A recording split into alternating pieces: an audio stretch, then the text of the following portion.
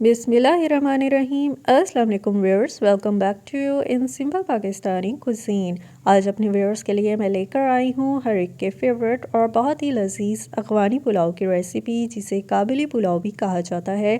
आज मैं आपसे अफ़गानी पुलाव की बहुत ही सिंपल और इजी रेसिपी शेयर कर रही हूँ, क्योंकि ये पुलाव जितना सिंपल बनाया जाता है, इंग्रेडिएंट्स के नेचुरल फ्लेवर की वजह से उतना ही लजीज लगता है। तो फिर आज की इस रेसिपी को बिल्कुल भी मिस मत कीजिएगा। पसंद आए तो लाइक और शेयर ज़रूर कीजिएगा, और जो चैनल पर नए देखने वाले हैं, चैनल को सब्सक्राइब करके सपोर्ट देना मत भूलिएगा। Hey there. Subscribe to my channel. And also press this bell icon.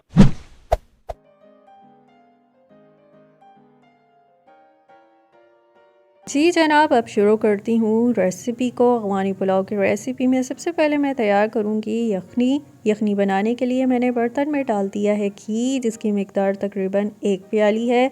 Afghani pulao पकाने के लिए हमेशा घी का इस्तेमाल ही किया जाता है। जी व्यूअर्स, घी गर्म होके पिघल गया है, तो इसमें मैंने डाल दी 1 अदद बड़े साइज़ की स्लाइस की हुई प्याज। प्याज को अब फ्राई करके नरम करना है। और यहाँ मैं बता दूँ, अफ़गानी पुलाव के लिए प्याज को बहुत ज़्यादा फ्राई करके इसका कलर डार्क नहीं किया जाता है।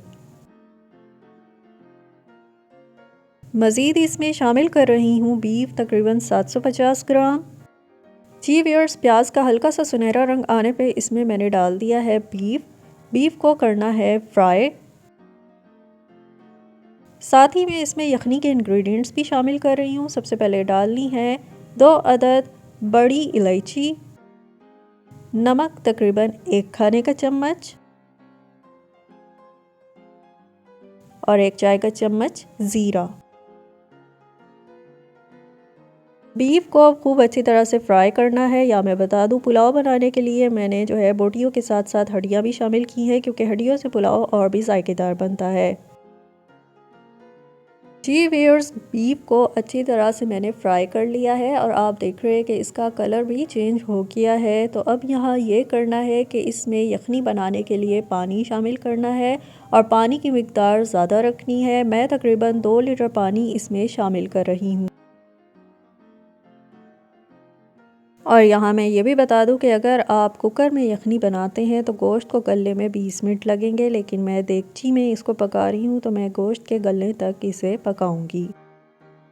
जी व्यूअर्स, यहाँ मैं बता दूं कि अफ़गानी पुलाव पे टॉपिंग की जाती है, तो उसके लिए मैं इंग्रेडिएंट्स फ्राई कर रही हूँ। सबसे पहले मैंने बर्तन में डाला है घी। घी गर्म होके पिघल गया, तो उसमें मैंने डाल दी हैं किशमिश। किशमिश जो है आप अपनी मर्ज़ी के मुताबिक ही डाल सकते हैं, पुलाव में जितनी ज़्यादा इसकी मिकदार रखना चाहें। किशमिश फ्राई होते हुए जो है फूलना शुरू हो गई है, और आप देख रहे हैं कि इसका कलर भी चेंज होना शुरू हो गया है।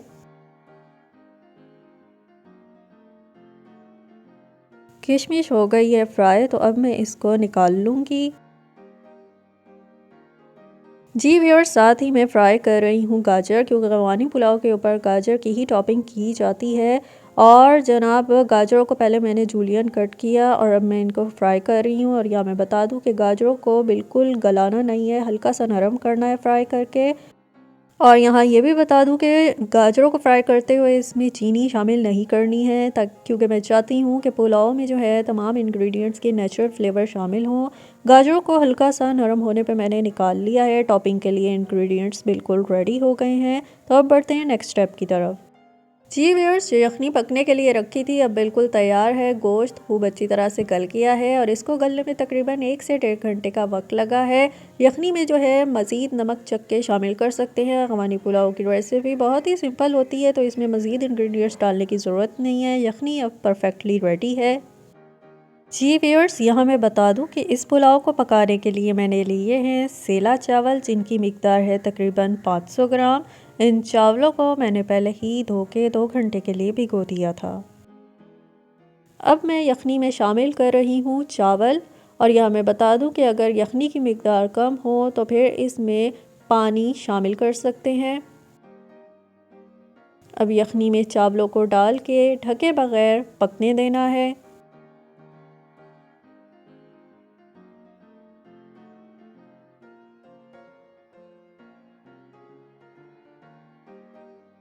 जी व्यूअर्स, आप देख रहे हैं यखनी पकते हुए कम होती जा रही है, और इसके ऊपर बुलबुले बनना शुरू हो गए हैं।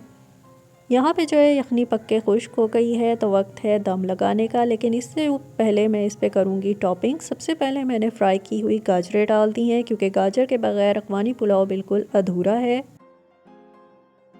अब जी इसके ऊपर मैंने डाल दी है फ्राई की हुई किशमिश। अब इसको ढक के तकरीबन 15 से 20 मिनट दम देना है।